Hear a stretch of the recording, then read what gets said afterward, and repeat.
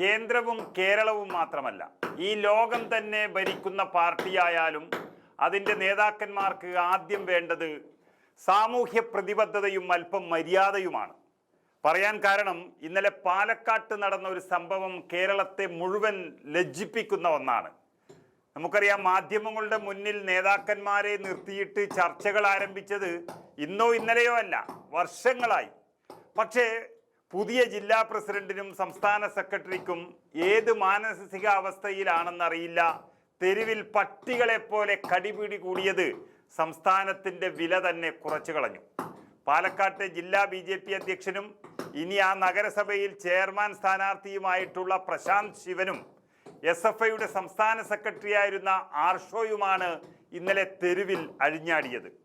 ഇത്രയും കാലം നടന്ന നൂറുകണക്കിന് മാധ്യമ ചർച്ചകളിൽ ഏതെങ്കിലും നല്ലതൊന്ന് കണ്ടിട്ടാണ് ഇവർ പോയിരുന്നത് എങ്കിൽ ഈ വൃത്തികെട്ട അഴിഞ്ഞാട്ടം അവിടെ ഒഴിവാക്കാമായിരുന്നു.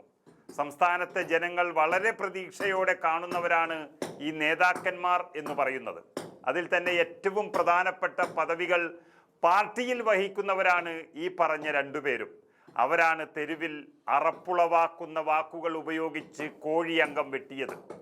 ഒരു സാമൂഹിക പ്രതിബദ്ധതയുമില്ലാത്ത രണ്ട് കിഴങ്ങന്മാരെയാണ് നമ്മൾ ഇന്നലെ മാധ്യമങ്ങളിൽ കണ്ടത്. ഇതിൽ തന്നെ ഏറ്റവും വലിയ തമാശ എന്ന് പറയുന്നത്, ഈ രണ്ട് മഹാന്മാരും ചേർന്നാണ് രാഹുൽ മാങ്കൂട്ടം MLA പാലക്കാട്ട് നിന്നും ഓടിക്കാൻ ഒരുമിച്ച് നിന്ന് പോരാടിയത്.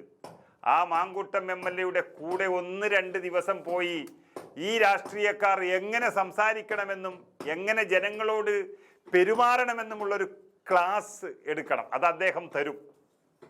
കാരണം ഇത്രയും വലിയ പ്രശ്നങ്ങളൊക്കെ സൃഷ്ടിച്ച് പാലക്കാട്ട് ജനങ്ങളെ അരക്ഷിതാവസ്ഥയിൽ നിർത്തിയത് ഈ രാഹുൽ മാങ്കൂട്ടത്തിനെതിരെയാണ്.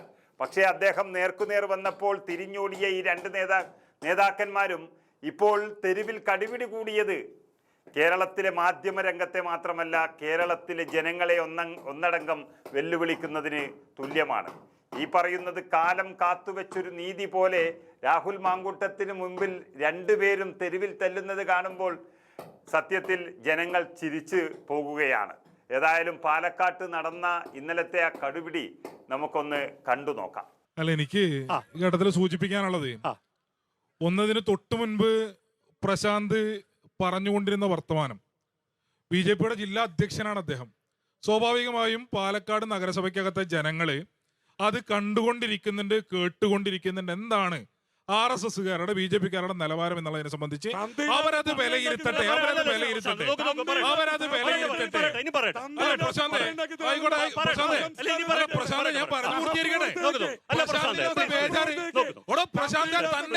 തന്റെ അവസരത്തിൽ സംസാരിക്കാൻ പറ്റില്ല.